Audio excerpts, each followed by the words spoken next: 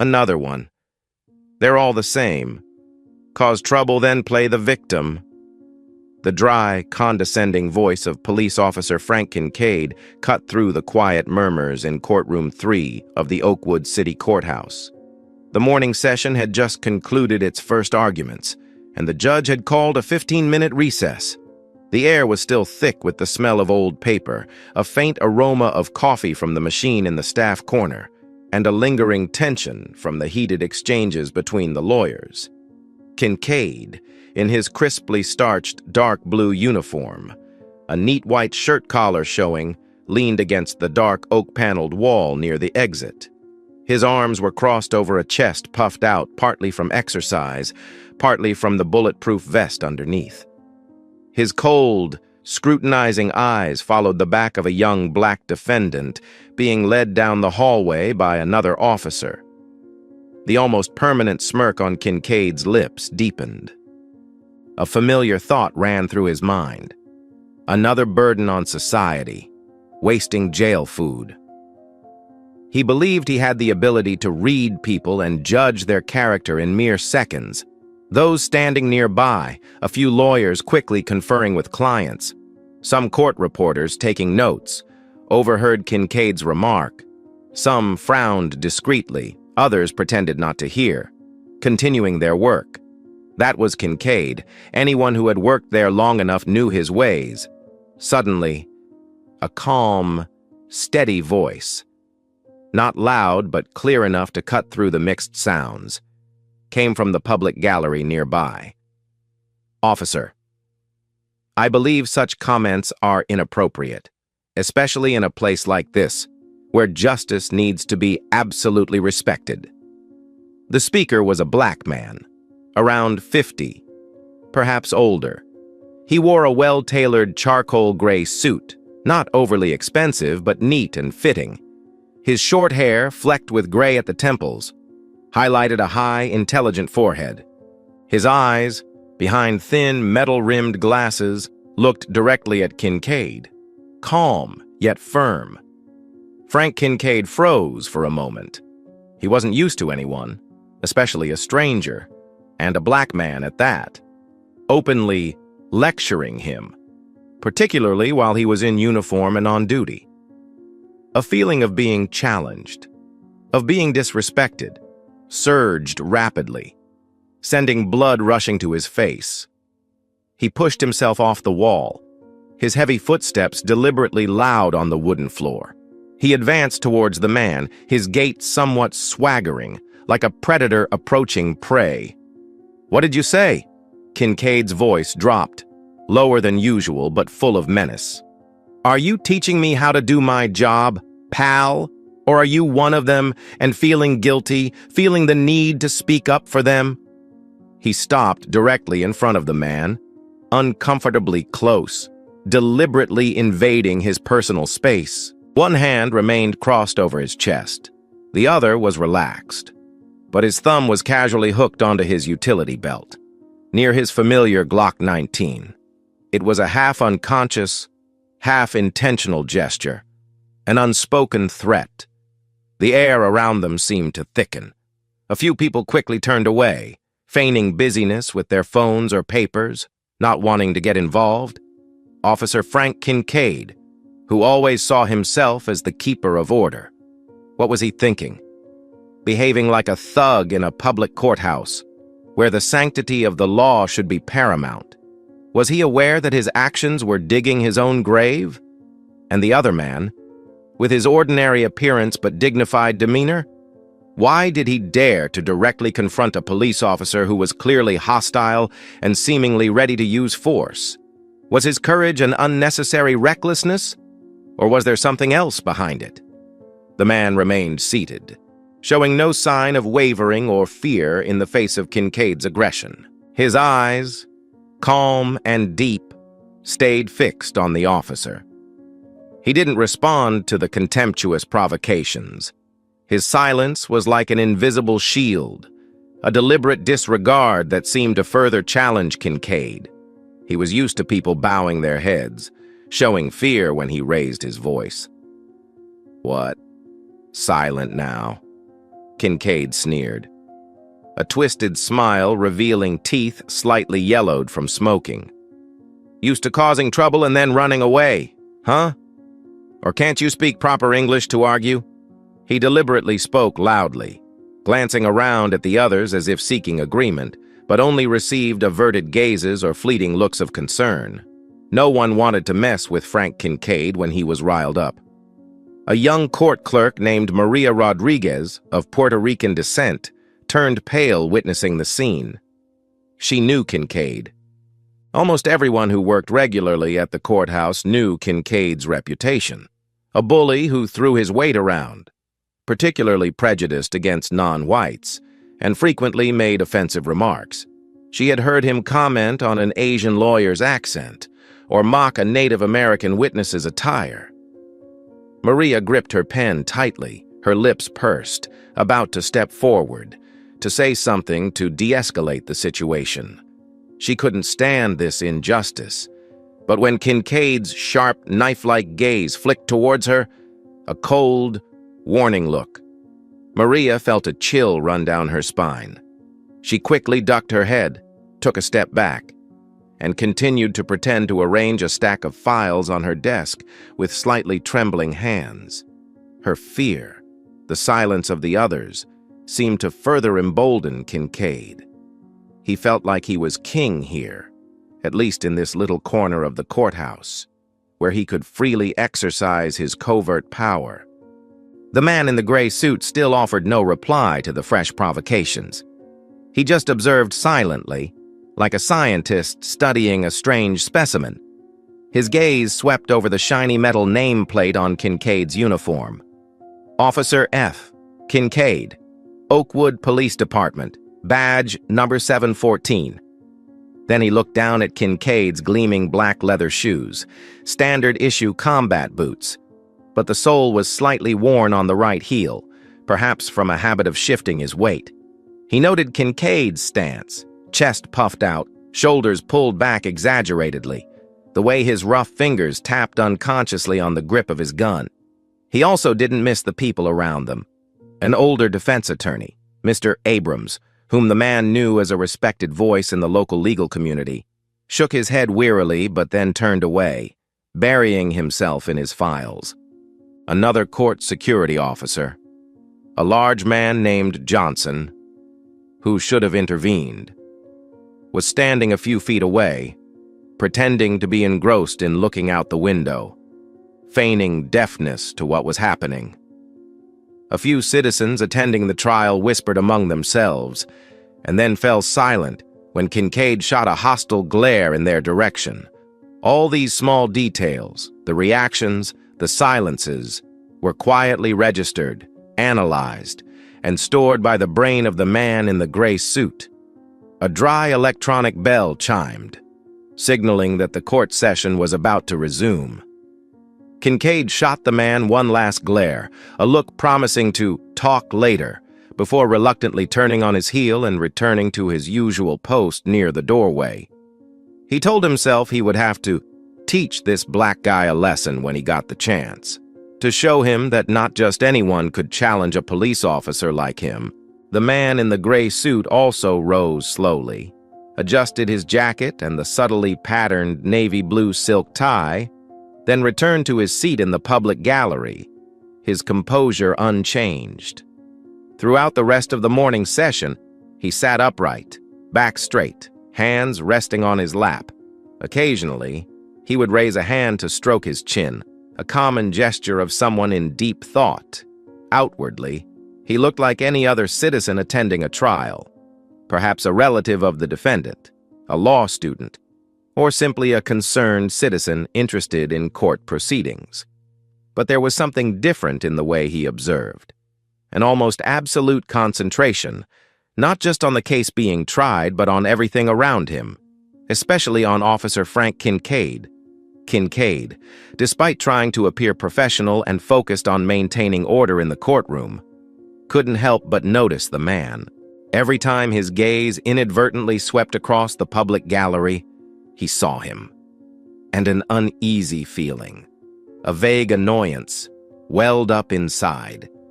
He felt like he was being scrutinized, judged, as if his every gesture, every word was being recorded and analyzed.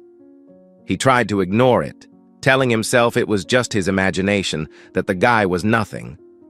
But the image of the black man in the neat gray suit and his calm, sharp eyes kept replaying in his mind. He began to wonder who he really was. A lawyer? A journalist looking for a scandal? Or worse, one of those civil rights activists always looking to stir up trouble with the police? Whoever he was, Kincaid had decided he didn't like him, and he wouldn't let him be. During the next, shorter recess, about 5 minutes for people to stand and stretch, Kincaid deliberately walked past where the man was standing to stretch his legs. He walked very close, his shoulder almost brushing the man's, a small provocative act, a way to assert his presence and his annoyance. The man merely leaned slightly, politely, just enough to avoid an unnecessary collision. His eyes remained fixed straight ahead. No verbal reaction, not even a frown. His almost cold self-control further infuriated Kincaid. Probably one of those civil rights types, Kincaid muttered to a colleague standing nearby. Officer Henderson, an older and seemingly more moderate man, but loud enough for the man in the gray suit to hear. Always looking to cause trouble, make a fuss, thinks he's a saint. Officer Henderson, who had worked with Kincaid long enough to know his temperament, just shook his head slightly, his expression showing some disapproval, but also an unwillingness to confront Kincaid. "Careful, Frank," Henderson said quietly. "Don't go looking for trouble. Seems like there are a lot of eyes and ears around today. Heard some state inspection team is making the rounds." Eyes and ears. So what if it's a state inspector? Kincaid scoffed, his voice full of defiance. "I'm just telling the truth. They're always the victims, right? Always blaming the system, the police, anyone but themselves." He didn't lower his voice, as if deliberately intending for the other man to hear. In another development during the afternoon session, a case involving petty theft. The main witness was a young woman named Isabella Gomez, around 19 or 20, of Hispanic descent. She looked frightened and flustered on the witness stand, answering the prosecutor's rapid-fire questions in slightly awkward English, occasionally glancing nervously at the defendant. Kincaid, standing in the corner, couldn't suppress a clear tsk, a sound full of impatience, accompanied by a disappointed shake of his head and a roll of his eyes towards the ceiling. That action, though small, was enough to make Isabella even more flustered and lose her composure. She began to stammer, beads of sweat forming on her forehead. The man in the gray suit, whom we now know as Marcus Thorne, frowned slightly. He noted that too. He clearly saw Kincaid's lack of professionalism and subtle contempt for the young woman. He noticed that Captain David Miller, known to be Kincaid's direct commander in the downtown area, occasionally appeared at the courthouse, dropping by courtrooms to check on the general situation. But Miller seemed to pay little attention to his subordinate's behavior, or perhaps he was too used to it, considering it Kincaid's characteristic personality. This raised a larger question in Thorne's mind about the work culture at the Oakwood Police Department, about the supervision and accountability of management. Had the silence or condoning attitude of superiors contributed to making Frank Kincaid who he was today? Occasionally, Marcus Thorne would leave the courtroom briefly, perhaps to use the restroom or to take a short phone call on vibrate in the hallway. Each time, Kincaid felt a fleeting sense of satisfaction, a selfish thought that he had driven off the one who dared to challenge him, that his presence had made the other man uncomfortable enough to leave. But then, just a few minutes later, the man would return, quietly taking his old seat, his expression unchanged, continuing his observation. That persistence made Kincaid even more annoyed and somewhat uneasy, a feeling he didn't want to admit even to himself. He began to feel this man wasn't as simple as he appeared. But what he was? Kincaid couldn't guess. He only knew that the man's presence irritated him, like a thorn in his side. Kincaid had even tried glancing through the sign-in sheets for the courthouse that day during his lunch break, but found no suspicious or familiar names that could be linked to this man. The guy was like he'd fallen from the sky. Late in the afternoon, as the last pale yellow rays of sunlight slanted through the tall courtroom windows, the judge banged the gavel, ending the day's session. People began to rise, gather their papers, and leave. The atmosphere in the courtroom lightened considerably. Kincaid felt his authority had been challenged long enough for one day. He decided it was time to put this guy in his place properly, to show him who really had the say around here. The hallway outside courtroom 3 was now less crowded. This was a good opportunity. He waited for the man in the gray suit to step out of the courtroom, then quickly approached, deliberately blocking his path. "Hey, pal," Kincaid began, his tone an attempt at feigned friendliness but unable to hide the underlying menace. He deliberately used the word pal sarcastically. "I think we need to have a little chat. You've been staring at me all day. You seem to enjoy picking fights with the police, huh? Got a problem you want to share?" He stood blocking the way, hands on his hips, head tilted slightly to one side, trying to project an air of superiority, of someone in power conducting an interrogation. Marcus Thorne stopped, showing no surprise or confusion at Kincaid's attempt to block him. He looked directly into the officer's eyes, his composure unshaken. "I don't enjoy picking fights. Officer Kincaid," he said, his voice still even, without a trace of fear, and he deliberately emphasized Kincaid's name. "I just dislike injustice, discrimination, and the abuse of power. And frankly, what I've observed from you today encompasses all three." Kincaid sneered, a cold, contemptuous smile spreading across his lips. "Oh, quite the philosopher, aren't you? Talking like a college professor. Let's see how your philosophy helps you when you're charged with disturbing the public order and obstructing an officer. Do you know I can arrest you right here?" He deliberately took another small step towards Thorne, his voice growing more threatening. He reached out a hand, his rough fingers splayed, intending to grab Thorne's suit lapel. He thought a little physical contact, a little force, would make this guy see reason, realize who was in charge. He wanted to see fear in this man's eyes. Just as Kincaid's calloused fingers were about to touch the smooth wool fabric of the suit jacket, just as a smug smile began to form on his lips. Thorne's voice rang out, still as even and calm as an autumn lake, but now imbued with an undeniable authority, a weight that made Kincaid freeze. "Officer Frank Kincaid, badge number 714, Central Patrol Division, Oakwood City Police Department. You've been with the department for 7 years, 3 months, and 12 days. Before that, you served 2 years in the Marine Corps, honorably discharged as a corporal. I advise you to lower your hand, immediately." Kincaid was stunned, his outstretched hand frozen in midair. His confidence suddenly wavered violently. This man not only knew his name and badge number, but also his service history, information not easily accessible to an ordinary citizen. Who the hell are you?"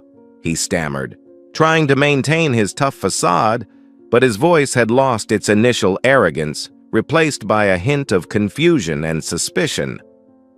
"Are you investigating me?" Marcus Thorne slowly reached into the inner pocket of his suit jacket. He didn't pull out a phone or anything Kincaid might have imagined.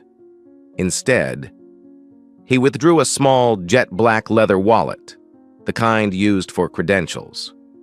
He opened it slowly, without any rush, revealing a gleaming gold metal card and a silver shield-shaped badge, engraved with an eagle and the words, Department of Justice. "Marcus Thorne," he said, his voice clear and steely, no longer gentle. "Inspector, Office of the Inspector General, United States Department of Justice." And yes, Officer Kincaid, not just you, but your entire division, and particularly behaviors like you've just displayed, are precisely what we are paying special attention to within the scope of a federal investigation into allegations of civil rights violations at several local police departments, including the Oakwood Police Department. Kincaid's face changed color as quickly as a chameleon. From flushed red with anger and ego, it turned deathly pale, then as white as a sheet. The arrogance, the swagger he always wore like armor, suddenly shattered, evaporating in an instant. In its place was an expression of utter panic, confusion, and unconcealed fear. He stared at the gold card and badge in Thorne's hand, his mouth agape, trying to say something but unable to form words, his throat feeling as if someone were choking him. Department of Justice? Federal? Inspector? He stammered, his voice like someone gasping for air, his knees beginning to tremble. He had never imagined this scenario. Marcus Thorne nodded slightly, his eyes now as cold and stern as a judge's. "That's correct. Officer Kincaid. What I personally witnessed and documented today, from your racist remarks in the courtroom, your mocking and disrespectful behavior towards witnesses, your threatening attitude, and finally, your intent to assault a citizen merely for politely reminding you of your inappropriate conduct, has all been audio and video recorded. And I'm afraid this isn't the first time you've exhibited similar behaviors. Is it, Officer Kincaid? Your name, in fact, has appeared in a few preliminary reports we've received." Kincaid swallowed hard. His throat was as dry as a desert. He tried to force some composure, but his voice still trembled uncontrollably. I didn't. It was just a misunderstanding. Inspector, I just got a little heated. Our job is very stressful. You know." He fumbled for an excuse, any excuse, to mitigate his guilt. "There is no misunderstanding here. Officer—" Thorne cut him off decisively, his voice devoid of any leniency. "Only the truth. And the truth is that your conduct not only seriously violates the police code of conduct, but also clearly indicates an abuse of power, discrimination, and a violation of citizens' civil rights. These are unacceptable for someone entrusted with the responsibility of protecting and serving the community, especially when you are paid by the taxes of the very people you treat with contempt and disdain." Thorne put his badge and credentials back in his wallet and returned it to his pocket. "You have the right to remain silent. Anything you say from this moment on can and will be used against you before a police department disciplinary board, and possibly in a court of law, if necessary. Now, I require you to accompany me to the office of your commander, Captain David Miller. We will have an official meeting about what has transpired, and I advise you to cooperate fully."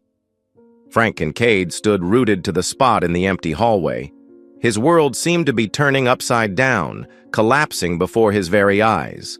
The black man he had scorned, the one he had intended to teach a lesson he'd never forget, was a high-ranking inspector from the Department of Justice, someone with enough power to end his career, even send him to prison. He felt an icy chill run down his spine, a fear he hadn't experienced since his first days in combat in the Middle East. All the times he had abused his power, the derogatory remarks, the bullying behaviors he had previously dismissed as trivial matters, suddenly came flooding back, as clear as slow-motion footage, and this time, they looked like they would have real consequences. He had never thought he would one day face justice so directly and brutally. He could only nod unconsciously, like a puppet on a string, and dejectedly follow Inspector Thorne, the man he had, just moments before, mockingly and defiantly called pal. Kincaid's usual imposing, swaggering demeanor had completely vanished, replaced by obsequiousness, bewilderment, and an overwhelming fear. The walk from the courthouse hallway to Captain David Miller's office at the downtown police headquarters, though only a few blocks away, felt endless to Frank Kincaid. Each step was as heavy as lead. He tried to think of a way out of this situation, to find an excuse, some sympathy. But his mind was blank.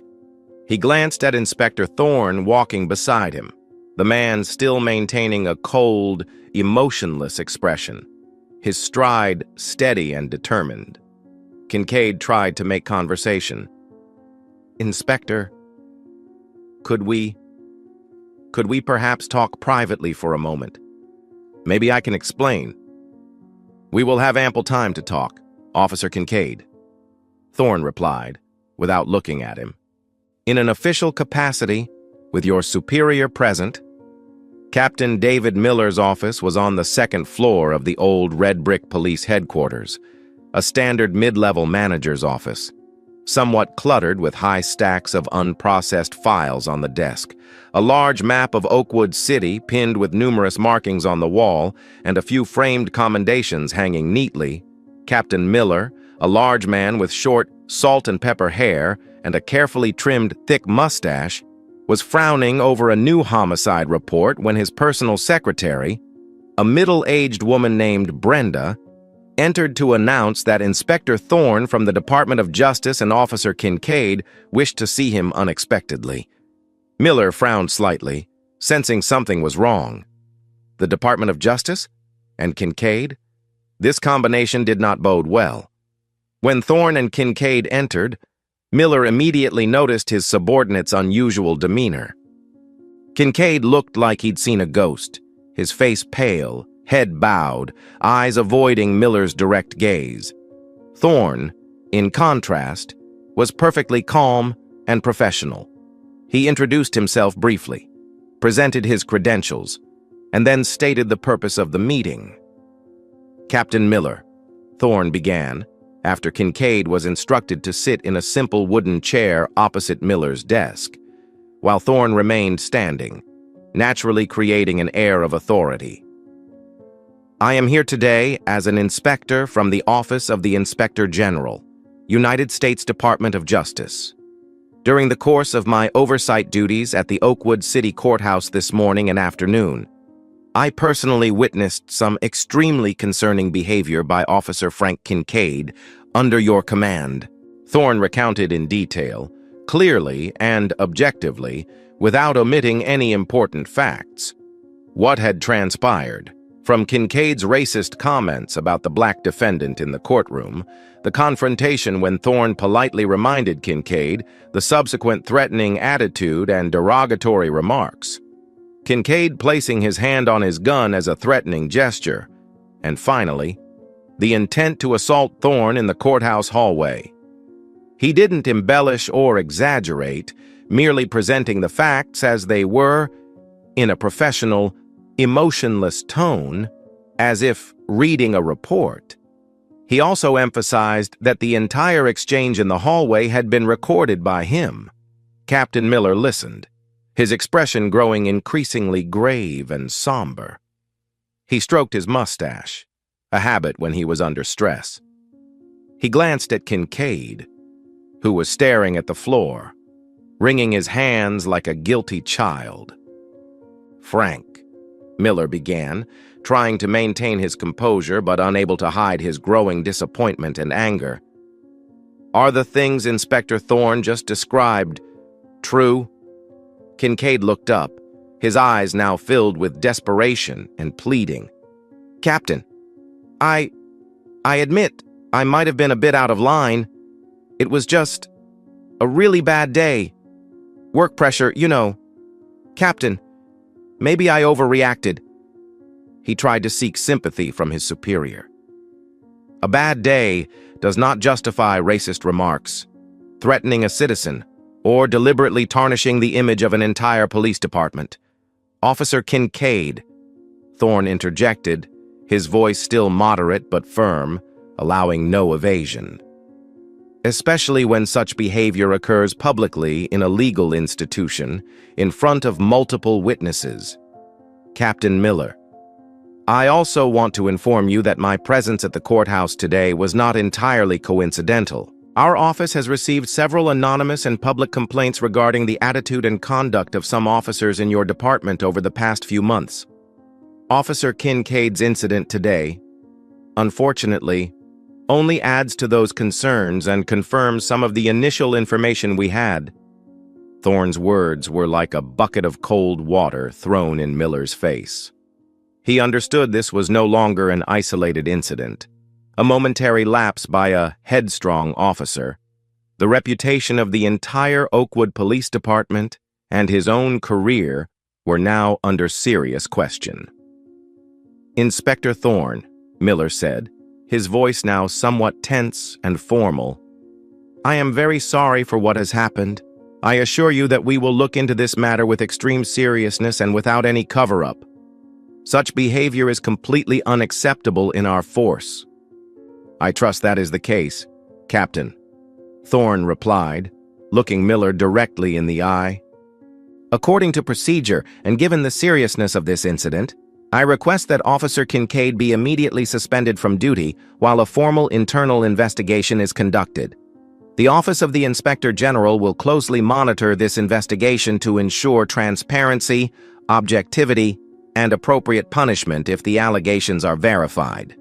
We will also need to collect statements from other witnesses present at the scene, as well as review Officer Kincaid's personnel file. Miller took a deep breath. He looked at Kincaid, then back at Thorne. He knew he didn't have many options. The pressure from the Department of Justice was immense, and what Thorne presented, if backed by an audio recording, was nearly irrefutable. He couldn't risk protecting a subordinate who had clearly committed serious misconduct, thereby implicating the entire department. Officer Kincaid, Miller said, his voice stern and cold, devoid of any sentiment. You are suspended from duty, effective immediately, until further notice from Internal Affairs. You are to surrender your weapon, badge, and credentials to me now. You will be paid during this time according to regulations, but you are not permitted to perform any police duties. Wear your uniform or enter police headquarters unless summoned. A formal internal investigation will be conducted by Internal Affairs under the supervision of Inspector Thorne and the Department of Justice. Frank Kincaid was stunned. Suspended? He stammered, his voice full of disbelief. But, Captain, I've served this department for 7 years. No buts. Frank, Miller cut him off sharply, his voice firm. You brought this on yourself. You've been warned about your attitude multiple times. Slowly, heavily, Kincaid unholstered his sidearm, then his handcuffs, unpinned the shiny silver badge from his chest, and took his plastic ID card with his photo out of his wallet. He placed them all on Miller's desk, symbols of power he had once been so proud of. Now they seemed like evidence of his failure and disgrace. His expression was a mixture of anger, shame, regret, and deep despair. He knew his police career. The thing he had relied on to express his ego and power for so many years was almost certainly on the brink of collapse. Thorne requested Kincaid provide a detailed written statement of the entire incident within 24 hours. Then, he thanked Captain Miller for his initial cooperation and left the office to begin the next steps of the investigation.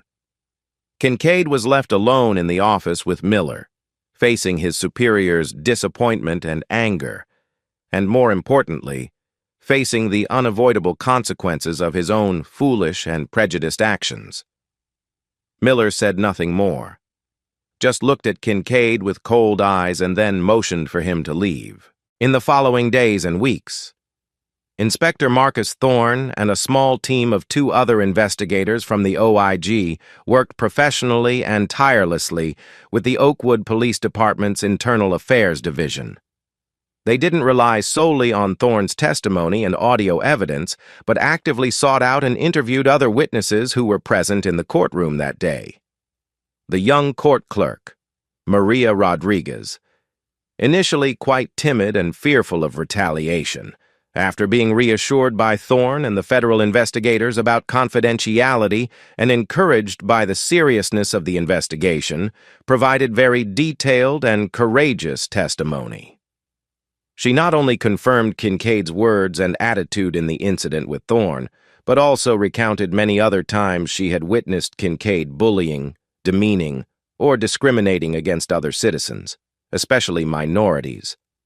Attorney Abrams, who had initially been hesitant after learning of the DOJ's involvement, also agreed to provide a sworn affidavit confirming Thorne's observations about Kincaid's unprofessional and prejudiced attitude. Even young Isabella Gomez, the witness in the theft case, was contacted, and she recounted how Kincaid had made her feel frightened and flustered with just small gestures and sounds. Frank Kincaid's personnel file was thoroughly reviewed, page by page. Federal investigators, with their experience, uncovered several prior complaints about Kincaid's rude behavior, unnecessary use of force, and arrogant attitude. These complaints had previously been shelved or superficially handled by Oakwood's internal affairs, usually concluding with insufficient evidence or officer acted according to procedure in a stressful situation. However, under the close supervision and pressure from the Department of Justice, these old cases were re-examined in a completely new light, with stricter standards. A pattern of negative behavior, a tendency towards abuse of power and discrimination by Kincaid, gradually became undeniably clear. Thorne even discovered an incident where Kincaid had been accused of beating a handcuffed suspect, but the case was later settled internally. Pressure from the Oakwood Police Department's top brass, from the city mayor, and especially from the continuous presence of federal investigators, made internal affairs investigation proceed more quickly, transparently, and seriously than ever before. Kincaid was summoned for questioning multiple times. During these sessions, he became increasingly despondent. He tried to feebly deny, blame circumstances, misunderstandings, work pressure, even insinuating he was being set up for being too tough on crime. But the concrete evidence, the consistent testimony of witnesses, and especially the irrefutable audio recording provided by Thorne, shattered all his attempts at defense. Colleagues who used to gather for beers with Kincaid now began to distance themselves from him. No one wanted to be implicated. He became isolated and desperate. Finally, after 3 weeks of intense investigation and a full collection of evidence, the Oakwood Police Department's disciplinary board, consisting of Captain Miller, a deputy police chief, and a police union representative, met and reached a final decision. With irrefutable evidence from Inspector Marcus Thorne's testimony, the testimony of other witnesses, the high-quality audio recording, and the findings from Kincaid's scandalous personnel file, there was no option but to apply the highest form of disciplinary action. Frank Kincaid was officially dismissed from the police force for serious violations of professional conduct, systematic abuse of power, clear discriminatory behavior, and causing severe negative impact on the reputation and honor of the Oakwood City law enforcement. This decision was conveyed directly to Kincaid by Captain Miller in his office. During a brief and cold meeting, Kincaid's face turned white as he heard the decision. He said nothing, just bowed his head and received the carefully typed termination letter, his fingers trembling. The career he had once been proud of, had considered his life's purpose, was now gone like smoke. All that remained was bitterness, humiliation, and an unspeakable, belated regret. He had single-handedly destroyed everything because of his arrogance, foolish prejudices, and inability to control his temper. He would face a bleak future, jobless, without reputation. and possibly even civil lawsuits from his past victims. News of Officer Frank Kincaid's dismissal spread quickly within the Oakwood Police Department and the city's residential community. Many citizens, especially those from minority groups who had frequently endured oppression, felt a small measure of justice had been served, a tiny spark of faith in the system rekindled. For other police officers in Oakwood, this was a powerful warning, an expensive lesson that no one is above the law or professional ethics, even if they wear a uniform and badge. Captain Miller later held a full squad meeting, emphasizing the importance of professionalism, respect for citizens, and the consequences of abusing power. The department also announced it would organize retraining courses on anti-discrimination and communication skills for all officers. Marcus Thorne. After completing his mission in Oakwood and ensuring the investigation was conducted properly, fairly, and that the guilty party received appropriate punishment, quietly left with his team to continue their work in other cities, other places also in need of the Department of Justice's presence to clean up public agencies. He felt no glee or joy at Frank Kincaid's downfall. For him, it was simply work, part of a relentless effort to ensure justice was served and human rights were protected. He only felt a sense of relief that a part of the system had functioned as it should, that an abuser of power had been removed. He knew the fight against injustice, discrimination, and abuse of power in public agencies was a long and arduous one. And Kincaid's case was just a small victory in a much larger picture. But every case handled correctly, every voice of truth heard, every victim protected, contributes to strengthening faith in justice and building a better, fairer society for all. He sat on his next flight, opened his laptop, and began to review the files of a new case, a new challenge awaiting. The Frank Kincaid incident left a clear and profound lesson for all who witnessed or knew of it. Power always comes with responsibility. When power is placed in the hands of individuals lacking character, full of prejudice, and prone to abusing it for personal gain or to satisfy a distorted ego, accountability will surely find them, sooner or later, no matter how hard they try to cover up or evade it. There is no place for discrimination, thuggery, or condescension in the ranks of those entrusted with protecting justice and serving the people. The honor of an individual and of an entire organization is built on integrity, fairness, respect, and compassion, not on fear, imposition, or condoning wrongdoing. What do you think about Officer Frank Kincaid's outcome? Was this an appropriate punishment for his actions, or should there have been even stronger measures? If you were Inspector Marcus Thorne, would you have acted differently at any point in the story? For example, intervening earlier or using stronger measures from the outset to stop Kincaid? What does this story make you think about the importance of each individual daring to speak out against injustice, even when facing danger, as well as the role of independent oversight mechanisms and accountability in maintaining the integrity and effectiveness of public agencies?